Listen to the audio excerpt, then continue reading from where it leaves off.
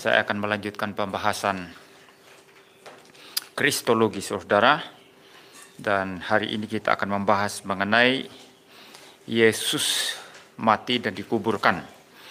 Dan kita akan membahas mengenai satu frase dalam pengakuan iman rasuli, yaitu turun ke neraka atau turun ke dalam kerajaan maut. Ya. Nah, saudara, yang pertama-tama kita harus pahami itu adalah ada perbedaan penafsiran mengenai bagaimana waktu Yesus mati. Ada yang mengatakan Yesus menuju ke Firdaus. Ada yang mengatakan Yesus pergi ke neraka.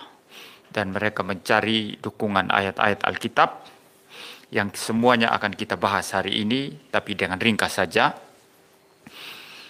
Dan kita akan melihat nanti kita sebagai orang reform, kita posisinya di mana, ya, seperti itu. Nah, kalau di dalam gereja Roma Katolik, seorang pemikir besar Katolik Roma, sebetulnya tidak boleh dikatakan pemikir besar Katolik Roma, ya, karena waktu itu Protestan sama Katolik masih satu. Itu namanya Thomas Aquinas, ya. Tapi Katolik Roma mengklaim itu sebagai tokoh gereja mereka. Dan kita reform tidak boleh klaim itu, ya. Karena mereka menganggap kita hanya mulai dari Luther. Salah, ya. Kita tidak hanya mulai dari Luther. Kita mulai dari para rasul. Bahkan lebih jauh dari para nabi perjanjian lama.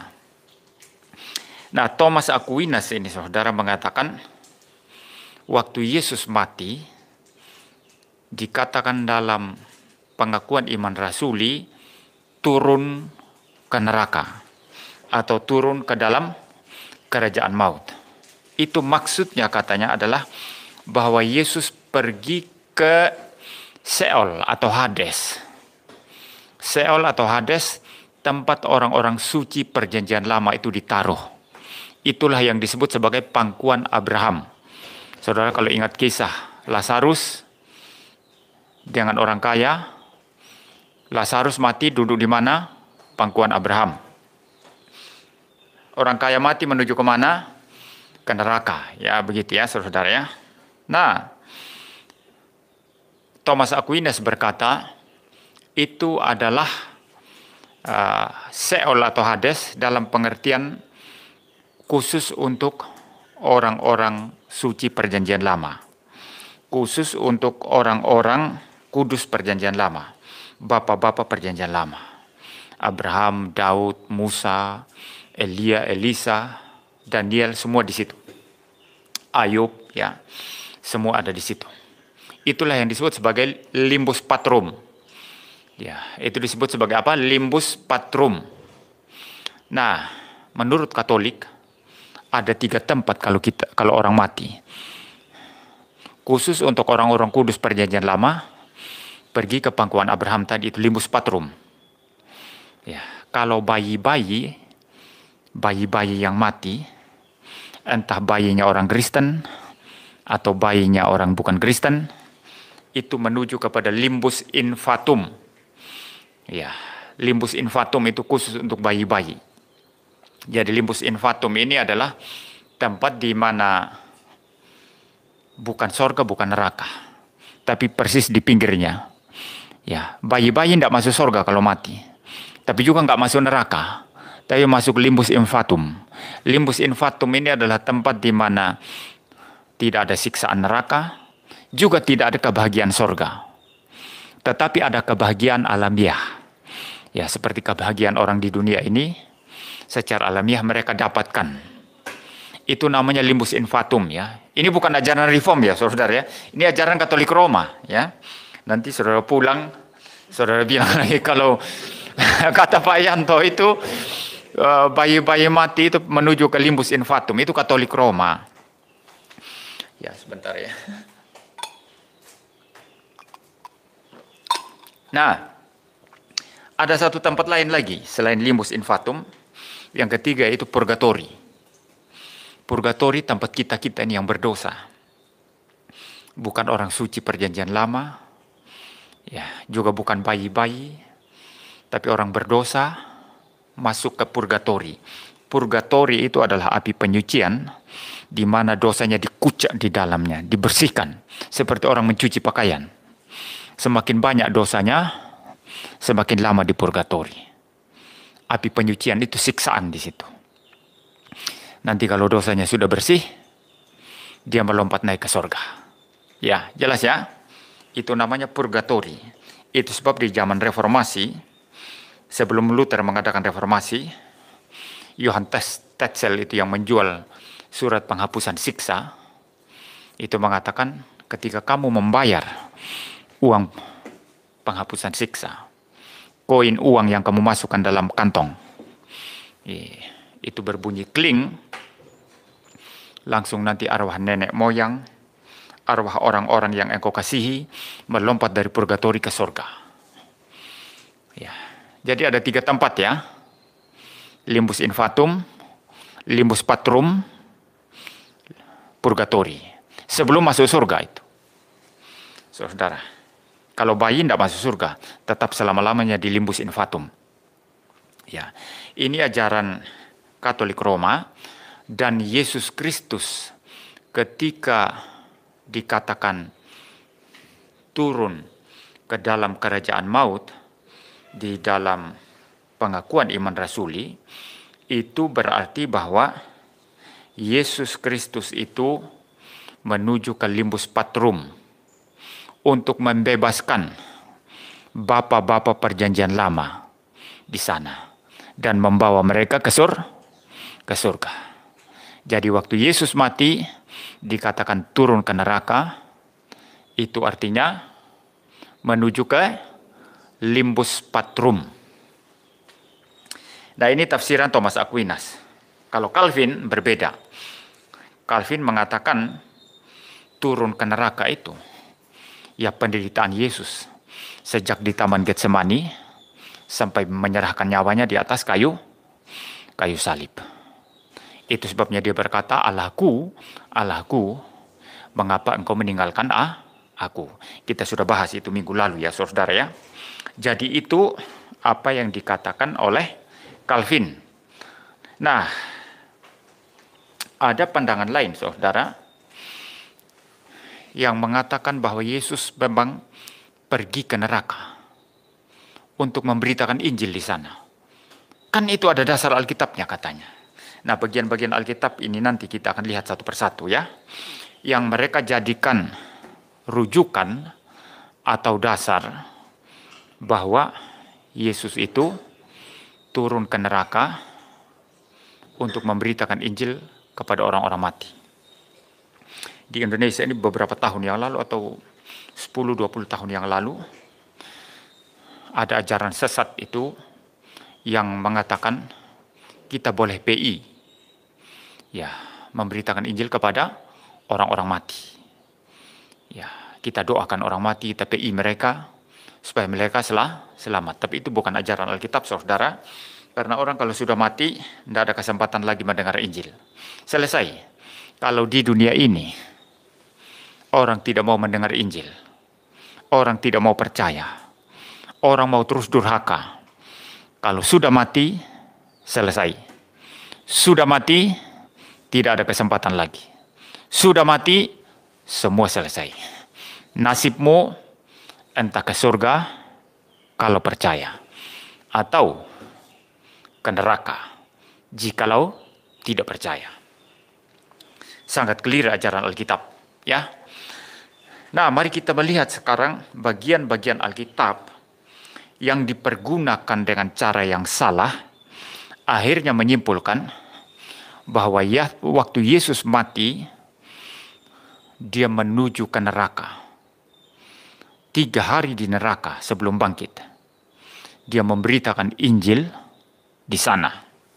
Mari kita melihat Efesus sekarang. Hari ini memang saya hanya fokus itu, saudara ya. Hanya fokus itu saja. Supaya ajaran sesat ini kita boleh bersihkan ya. Jangan sampai ada orang reform juga punya ajaran sesat seperti itu. Efesus 4 ayat 9 dikatakan di sana, bukankah ia telah naik? Berarti bahwa ia juga telah turun ke bagian bumi yang paling bawah. Ia yang dimaksud di situ adalah Tuhan Yesus, ya.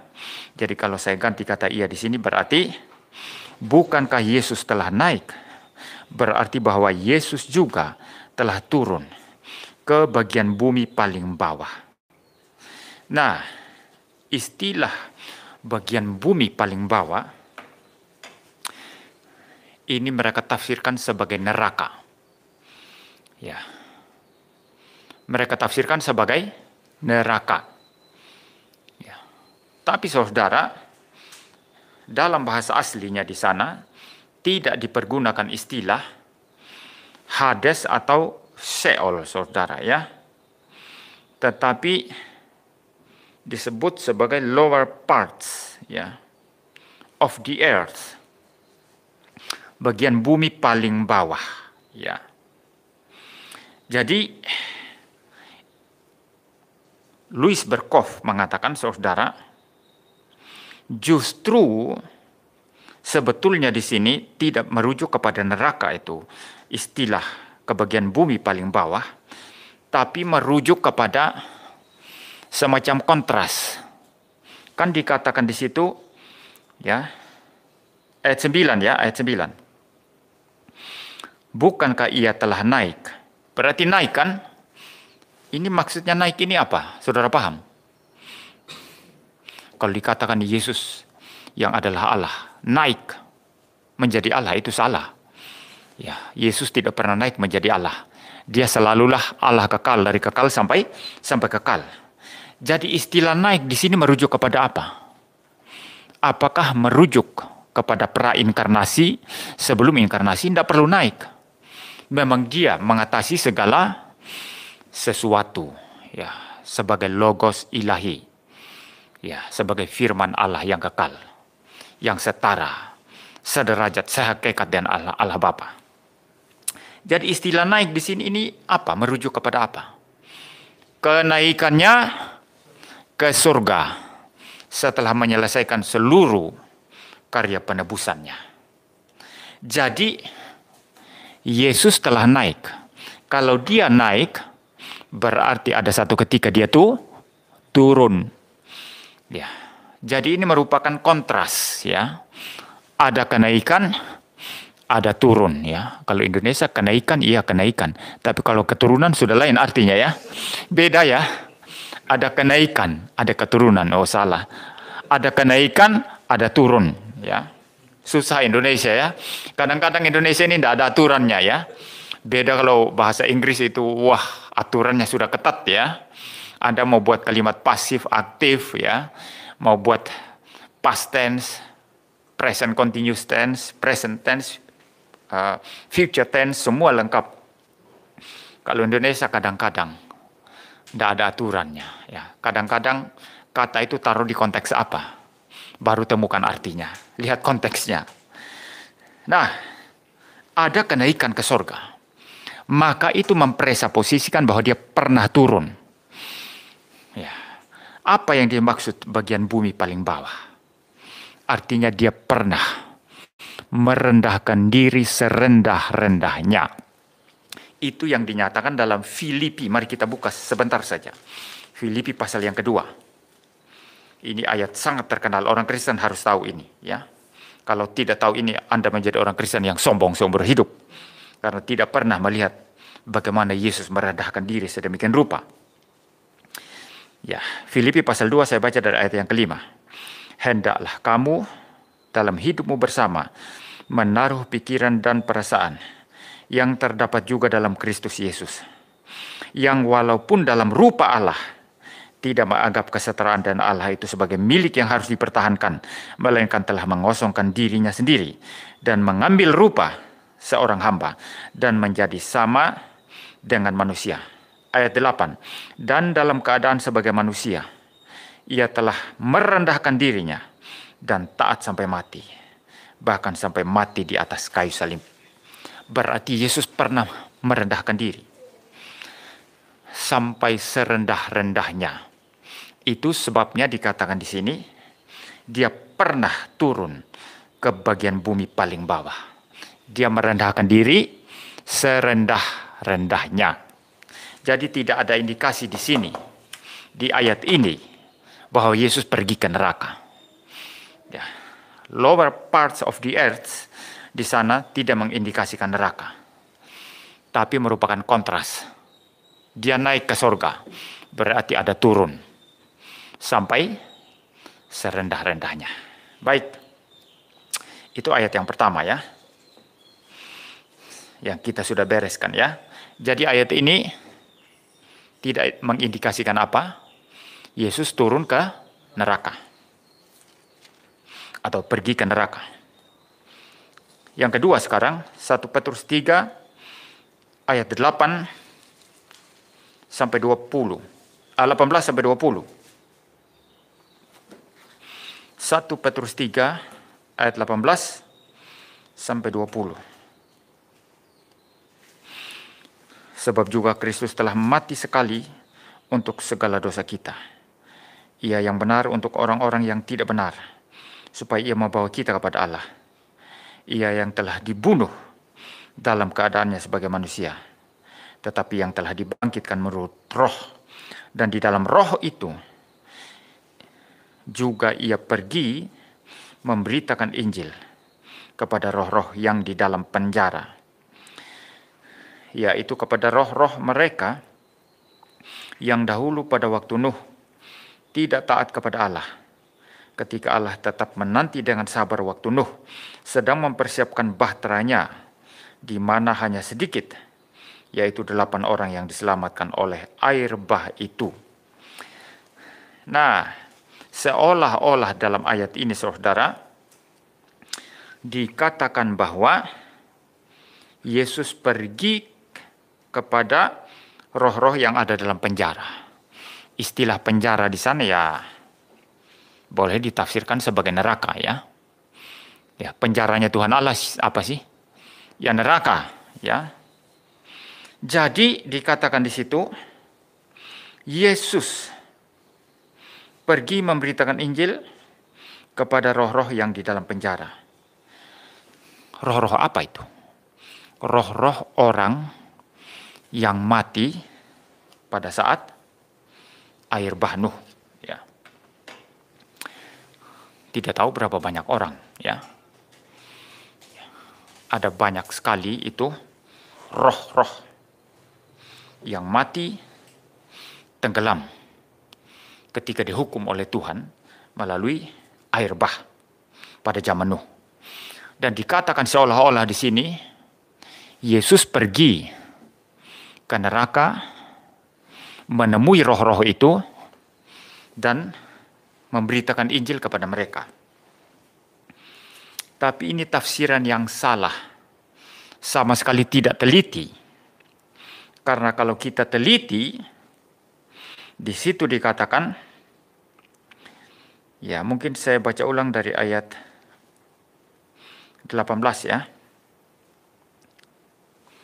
Sebab juga Kristus telah mati untuk segala dosa kita.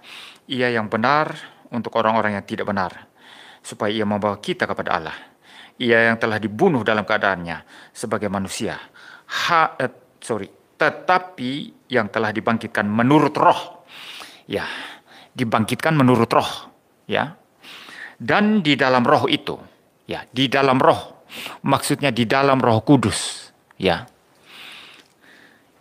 Juga ia pergi memberitakan Injil. Ia ini Yesus ya. Ya. Jadi di dalam Roh Kudus juga Yesus pergi memberitakan Injil kepada roh-roh yang di dalam penjara, di dalam neraka, yaitu roh-roh yang mati pada saat air bah Nuh. Kalau saudara memperhatikan di sana jelas dikatakan Yesus pergi melalui apa? Roh Kudus. Jadi melalui Roh Kudus Yesus memberitakan Injil kepada roh-roh yang mati pada zaman Nuh. Maksudnya apa ini? Waktu Yesus pergi memberitakan Injil, roh-roh itu belum mati. Masih hidup pada zaman Nuh. Dan Yesus pergi melalui Roh Kudus. Melalui Roh Kudus menggerakkan Nuh. Lalu Nuh berkhotbah. Mereka masih hidup, mereka belum mati. Jadi dulu Yesus sudah memberitakan Injil kepada mereka. Melalui apa? Roh Kudus. Menjangkau mereka. Melalui Nuh. Bertobat kamu. Berhenti berbuat dosa. Apa itu? Apa itu? Tuhan, apa itu? Mereka mengejek-ejek. Lalu Tuhan perintahkan Nuh, bikin bahtera. Nuh bikin bahtera, pasti mereka ketawain, ejek-ejek. Mana air bah? Nggak ada air bah. Dari zaman nenek moyang kita sampai sekarang tidak ada air bah. Jangan bohong kamu Nuh. Ya, jangan bohong. Tapi kemudian akhirnya orang-orang durhaka ini dibasmi oleh Tuhan. Dibunuh dengan air bah. Hanya 8 orang saja yang selamat. Ini dikatakan di sini. Nuh dan istrinya. Ketiga anaknya Sem, Ham, Yafet. Dan ketiga istri mereka. Istri-istri mereka. Hanya 8 orang. Beserta hewan-hewan yang diselamatkan oleh Nuh. Naik ke bahtera. Nah, waktu Yesus memberitakan Injil kepada mereka, mereka masih hidup pada zaman Nuh. Dan Yesus memberitakan Injil melalui Roh Kudus. Itu maksudnya ayat ini, saudara.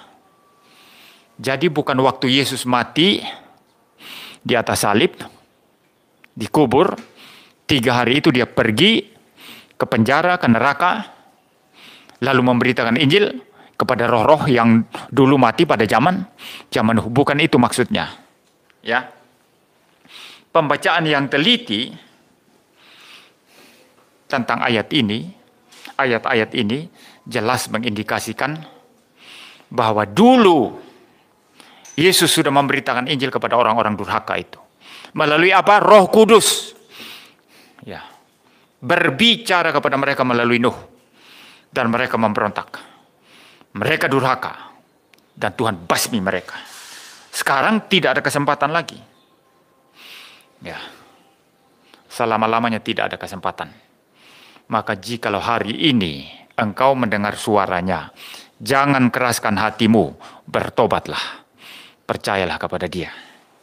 Tuhan dan Juru Selamatmu satu-satunya. Jadi jelas ya. Nah, masih ayat yang relevan dan itu. 1 Petrus 4 ayat yang ke-6. 1 Petrus 4 ayat yang ke-6. Saya membacakan. Itulah sebabnya maka Injil telah diberitakan juga kepada orang-orang mati, supaya mereka sama seperti semua manusia dihakimi secara badani, tetapi oleh Roh dapat hidup menurut kehendak Allah. Ini masih rujukannya kepada 1 Petrus 3 ayat 18-20 tadi. Ya. Jadi ini bukan ayat yang terpisah ya. Jadi dikatakan di sini, itulah sebabnya maka Injil telah diberitakan juga kepada orang-orang mati. Maksudnya apa? Waktu mereka masih hidup, mereka sudah dengar Injil. Ya, sama seperti orang kaya itu kan. Sudah dengar hukum Taurat. Sudah dengar hukum Musa. Tapi berbuat jahat. Melakukan kejahatan. Sampai orang miskin harus makan remah-remah roti dari mejanya. Lazarus. Dia menikmati seluruh kesenangan duniawi tanpa mengenal Tuhan. Padahal ada hukum Musa pada mereka. Itu Injil, saudara, yang membawa kepada pertobatan. Ya, hukum Taurat ini, saudara, menuntun kita kepada pertobatan. Alkitab bilang, jangan ada padamu Allah lain. Kita pikir, saya kok ternyata mempertuhankan uang. Saya kok istri jadi utama, suami jadi utama, anak-anak jadi utama. Menggantikan itu berhala-berhala semua itu. Hukum Taurat Musa mengatakan jangan ada padamu ilah lain di hadapanku. Ya, semua punya ilah, saudara. Betul atau tidak, saudara? Semua punya ilah. Pendeta punya ilah. Bisa jadi dirinya sendiri. Mungkin pendeta semakin terkenal, pengikut semakin banyak, uang semakin besar, dan dia lama-lama menjadikan dirinya penguasa absolut. Ya, menjadikan dirinya seseorang yang harus dihormati, dihargai, semua kamu harus tunduk. Ya, ini sudah memperalah diri, saudara. Ini berhala. Ini berhala yang sangat keji, ya. Itu baru hukum pertama. Tidak ada boleh lolos di sini, saudara. Kalau pendeta saya tidak lolos, apalagi jemaat biasa. Tidak ada boleh sombong. Oh, saya tidak pernah melanggar hukum pertama. Saya rajin ke gereja, rajin baca Alkitab. Saya haleluya, haleluya di gereja. Iya yang kelihatan, tapi jauh dalam hatimu apa? Kalau lihat uang bagaimana? Kalau lihat istri bagaimana? Lihat suami bagaimana? Lihat anak-anak bagaimana? Ada orang tertentu untuk anak, wih, dia keluarkan segala sesuatu. Tidak tahu bahkan itu merusak anak mungkin.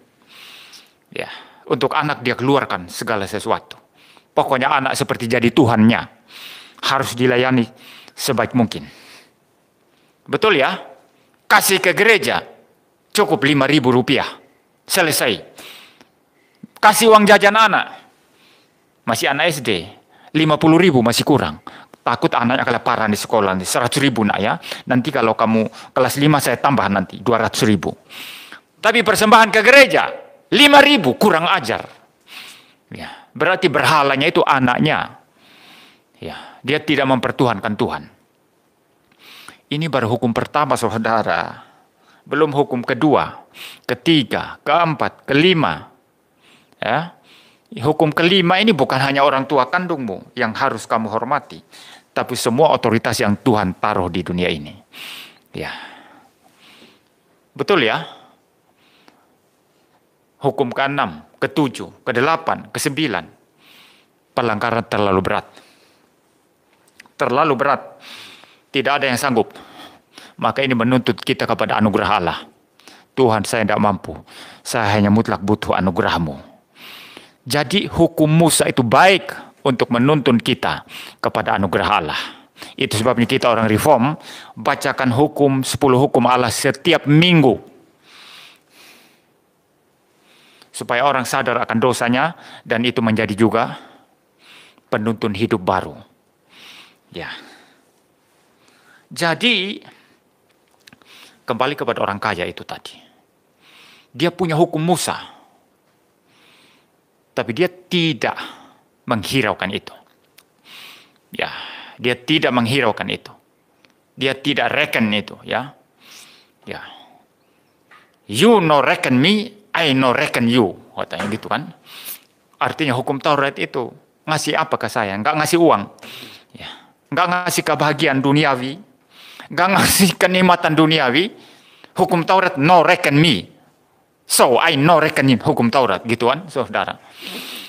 Itu prinsip orang-orang dunia ini ya. Ini bahasa Inggris itu ya, saudara ya. Ya buat lucu-lucu aja ya, biar saudara enggak terlalu tegang. Ya, dia dengar, tapi dia tidak hiraukan semua. Mati, masuk neraka. Lazarus mati, duduk di pangkuan Abraham, masuk surga. Lalu dia bilang, suruh Lazarus meringankan penderitaan saya. Sedikit air saja. Abraham bilang, antara tempatmu dengan tempat kami ada jurang yang tidak bisa diseberangi. Ya, tidak mungkin orang ke sana atau kamu ke sini. Ya, lalu dia bilang, kalau gitu tolong saudara-saudara saya yang masih hidup. Abraham bilang apa? Kalau hukum Musa yang ada pada mereka pun mereka tidak hiraukan. Ya, sekalipun orang mati bangkit kembali memberitakan Injil kepada mereka, tidak mungkin mereka percaya. Jadi mereka sudah mendengar firman Tuhan. Sama juga dengan orang-orang pada zaman Musa yang mati itu yang disinggung oleh Rasul Petrus di sini. Ya. Dulu waktu hidup mereka sudah dengar Injil. Waktu mereka hidup, mereka sudah dengar Injil. Tapi mereka tidak hiraukan. Yesus sudah memberitakan Injil kepada mereka melalui Roh Kudus dulu saat mereka hidup. Tapi mereka tidak hiraukan. Dan sekarang sudah ada di mana? Ada di neraka. Tidak ada lagi pemberitaan Injil. Tidak ada lagi firman Allah. Yang ada hanya penderitaan kekal selama-lamanya. Jadi dua bagian dalam surat Petrus ini, saudara, tidak mengindikasikan apapun bahwa Yesus pergi ke neraka lalu memberitakan Injil. Kalau bisa seperti itu, maka mari kita memberitakan Injil kepada orang-orang yang sudah mati. Bagaimana dan nenek moyang kita dulu. Nama saya Muriwali. Itu nama asli leluhur dulu itu. Tidak tahu leluhur yang keberapa itu. Ya. Nama aslinya itu Ndawa, Ndawa Lu Muriwali. Ya. Jadi kalau orang tua saya marah, dia nggak panggil Muriwali. Muriwali itu kalau langsung manggil gitu sudah kasar kalau orang Sumba ya. Maka ada nama panggilan. Nama panggilan saya Yanto dari kecil. Tidak boleh langsung panggil nama, kan kasar itu. Ya, tapi kalau orang tua saya marah bukan panggil Muriwali. Hei Ndawa katanya. Itu Ndawa kasar sekali itu. Ya. Nah bagaimana dengan Ndawa Lu Muriwali? Leluhur saya itu. Yang saya pakai namanya. Dia belum dengar Injil. Kalau tidak dengar Injil, tidak ada keselamatan. Saya kasihan. Mari kita beritakan Injil. Mari kita berdoa sekarang untuk Ndawa Lu Muriwali. Supaya dia dengar Injil dalam kematiannya. Supaya dia selamat. Tidak ada begitu saudara. Kalau sudah mati, tidak ada kesempatan dengar Injil. Ya, maka dua bagian surat Petrus di sini saudara, tidak mengindikasikan apapun bahwa orang mati itu bisa diberitakan Injil. Tapi maksudnya, dulu Yesus Kristus sudah memberitakan Injil melalui Roh Kudus. Pada saat orang-orang mati yang sekarang ada dalam neraka, dulu masih hidup. Itu maksudnya. Ya. Mari kita buka bagian lain sekarang. Mazmur 16 ayat yang ke-10. Ini ayat-ayat yang dijadikan dasar oleh orang-orang yang mengatakan, waktu Yesus mati, selama 3 hari di kuburan itu, jiwanya pergi memberitakan Injil kepada orang-orang dalam neraka. Ini berbeda dengan tafsiran Thomas Aquinas tadi ya. Calimus Patrum. Untuk mengambil orang-orang jiwa-jiwa, orang-orang suci perjanjian lama untuk dibawa ke surga. Ya gitu ya. Nah Mazmur pasal 16 ayat yang ke-10. Saya akan membacakan. Sebab engkau tidak menyerahkan aku ke dunia orang mati, dan tidak membiarkan orang kudusmu melihat kebinasaan. Nah ayat ini saudara, memang ayat nubuatan yang merujuk kepada Kristus, yang akan mati tapi bangkit. Jadi dikatakan di sini, engkau tidak membiarkan aku ya ke dunia orang mati. Di dalam bahasa asli, bahasa Ibrani, itu istilah Sheol yang dipakai. Ya, Sheol itu neraka. Dalam bahasa Yunaninya itu Hades. Mungkin saya perlu menjelaskan istilah ini, saudara. Kalau Sheol itu sebetulnya tidak hanya melulu neraka maksudnya. Ya. Sheol bahasa Ibrani, Hades bahasa Yunani. Kalau Sheol itu mempunyai 3 pengertian sih sebetulnya. Pertama, keadaan kematian. Artinya orang mati sudah berbeda dari orang hidup. Orang mati nggak bisa ngapa-ngapain, nggak bisa makan nasi rawon, nggak bisa berdagang, dapat uang, nggak bisa jalan-jalan, nggak bisa rekreasi, nggak bisa ketawa-ketawa. Jadi keadaan orang mati itu sudah sama sekali berbeda dari orang hidup. Nah ini pengertian Sheol yang pertama. Jadi keadaan kematian yang kontras dengan keadaan orang hidup. Kedua, pengertian neraka ini bisa menunjuk kepada lokasi. Artinya tempat. Nah, kalau menunjuk kepada tempat, maka artinya cuma dua. Maka saya katakan tadi ada tiga ya. Pertama, keadaan kematian yang berbeda dari keadaan orang hidup. Kedua, bisa menunjuk tempat atau lokasi. Dan maknanya dua. Pertama, bisa kuburan.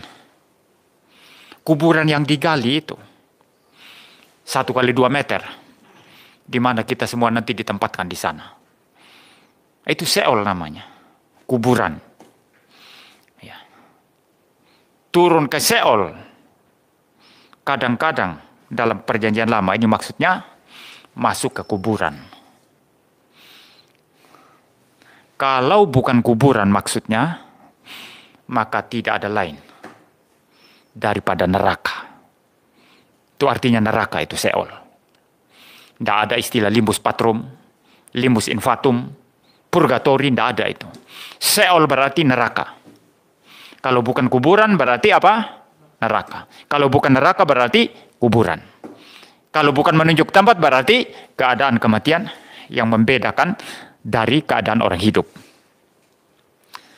Ya, nah di sini muncul istilah Seol, saudara ya, di dalam ayat nubuatan tentang Kristus ya, di dalam Mazmur 16 ayat 10. Sebab engkau tidak menyerahkan aku ke dunia orang mati. Ya. Dunia orang mati, ada dunia orang mati di sana ya.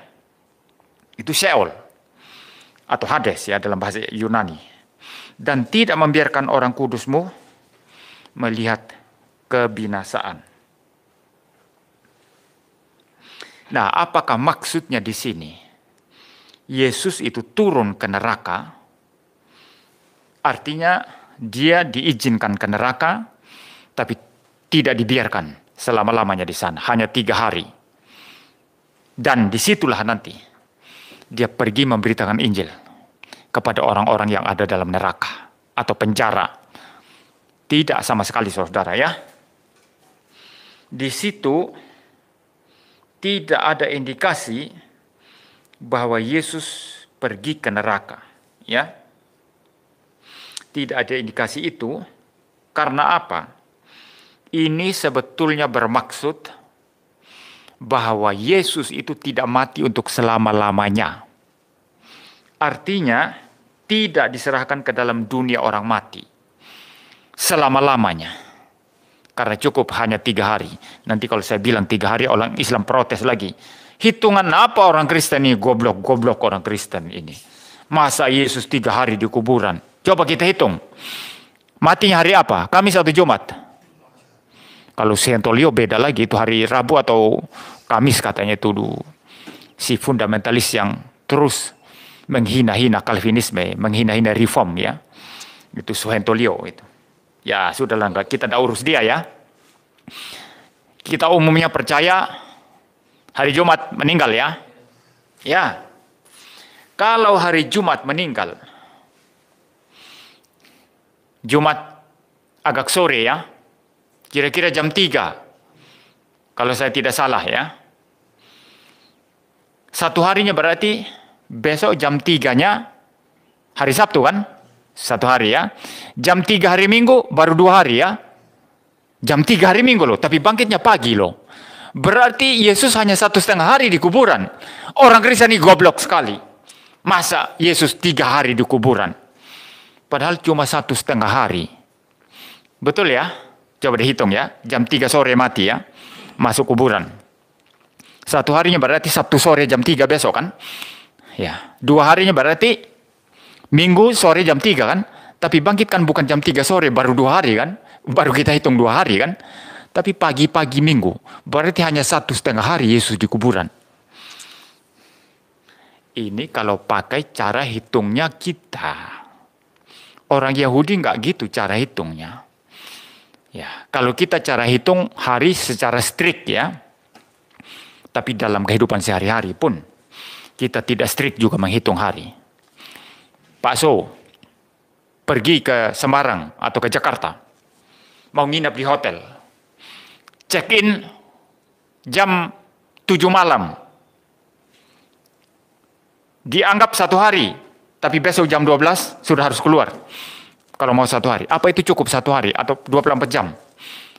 Dari jam 7 malam sampai jam 12 besok siang, pas 24 jam enggak? 1 hari enggak? Enggak, tapi sudah dihitung 1 hari. Dan harus bayar untuk 1 hari kan? Nah, cara kita hitung hari pun gitu, saudara. Betul ya? Kita sering cara hitung hari begitu. Jadi kalau Yahudi itu, ya Jumat itu ya sudah 1 hari itu. Sabtu ya 1 hari. Minggu ya 1 hari. Lagi pula hitungan harinya itu sejak jam 6 sampai besok.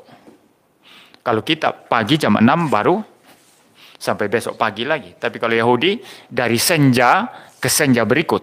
Nah itu hitungan mereka. Jadi dari senjanya hari Kamis sampai Jumat Yesus mati itu sudah 1 hari itu. Ya. Lalu senja Jumat Sabtu 2 hari. Senja Sabtu sampai Minggu 3 hari. Itu maksudnya, saudara. Jadi kita nggak bodoh, saudara. Tidak bodoh ya. Ya, semua ada penjelasan rasionalnya. Hanya orang bodoh-bodoh yang menganggap Kristen bodoh. Ya, karena mereka bodoh. Jadi lihat Kristen bodoh. Orang bodoh itu, saudara, kita ajari yang pintar-pintar itu, dia tetap anggap semua bodoh. Semua samimawon. Sama saja. Pendeta Muriwali itu apa? Khotbahnya sama saja dengan pendeta saya katanya. Padahal pendetanya tidak lulus sekolah teologi. Hanya kursus 3 bulan, 6 bulan sekolah penginjilan begitu. Sama saya lebih hebat pendeta saya itu. Apa Muriwali itu sekolah tinggi-tinggi. Omongnya kosong semua. Itu orang bodoh, saudara. Tidak bisa membedakan mana yang cerdas, mana yang tidak cerdas. Mana yang pintar, mana yang tidak pintar. Mana yang bijaksana, mana yang tidak bijaksana. Semua samimawan. Maka kalau saudara lihat orang semua samimawan, itu orang bodoh itu. Mari kita atur ini ya. Ini tidak boleh loh. Tata letaknya kayak gini. Ini tidak bagus ini. Sama saja. Ini sudah bagus loh ini. Rumah ini banyak pintunya. Saya selalu kritik ini banyak pintunya. Pintu. Rumah kok pintu semua ya. Bagaimana kalau kita semua lubang-lubang. Lubang hidung ada 4. Mata ya, telinga ada banyak. Semua lubang saja. Ini kacau. Jelek sekali ya muka kita ya. Tapi Tuhan memberikan lubang yang pas. Hanya 2 lubang dan mulut. Pas sekali. Saudara. Ini banyak pintu ya. Tapi orang dia sama saja. Lebih bagus kan banyak pintu. Kan bisa buka-buka kamar. Tapi kalau orang bijaksana enggak. Kamu tempatkan ini di sini, ini harus di sini, ini harusnya di sini, tidak boleh di sini. Maka sering terjadi keributan antara orang bijaksana dengan yang bodoh. Yang bodoh ngotot, semua sami mawon, podo mawon, sami wae gitu. Tapi orang bijaksana tidak sama, harus begini. Selisih sedikit saja, ubah. Saya kadang-kadang kalau bikin video, saudara, kalau live itu ya sudah salah dikoreksi ya. Kalau live kan tidak bisa, stop live ya, saya live lagi ya. Ini saya keliru sedikit, saya koreksi. Tidak bisa, lanjut aja. Dan dikoreksi waktu live kan. Tapi kalau rekaman itu bisa berkali-kali. Anak saya, hihihi gitu, diam. Kenapa? Ini konsentrasi, saudara. Sudah berkali-kali salah, sampai 10 video nggak jadi-jadi. Wah, ini sudah menjengkelkan. Lalu dengar anak-anak, hihihi gitu. Ini bikin marah, saudara. Diam, saya bilang gitu, saudara. Jadi saudara nggak sami mawon. Orang bijaksana itu cari yang terbaik untuk Tuhan. Tapi kalau orang bodoh-bodoh itu semua sami mawon. Nah orang bodoh kalau lihat Kristen, apa ini Kristen? Nggak ada landasan rasionalnya, irasional, tidak masuk akal. Menurut dia, menurut akalnya yang bodoh. Coba dia pintar, coba dia dicerahkan Roh Kudus. Pasti dia akan melihat betapa bijaknya kekristenan. Betapa cerdasnya kekristenan. Betapa rasionalnya kekristenan. Betapa intelligibelnya kekristenan, saudara. Ya, saya kembali kepada penjelasan ini tadi ya.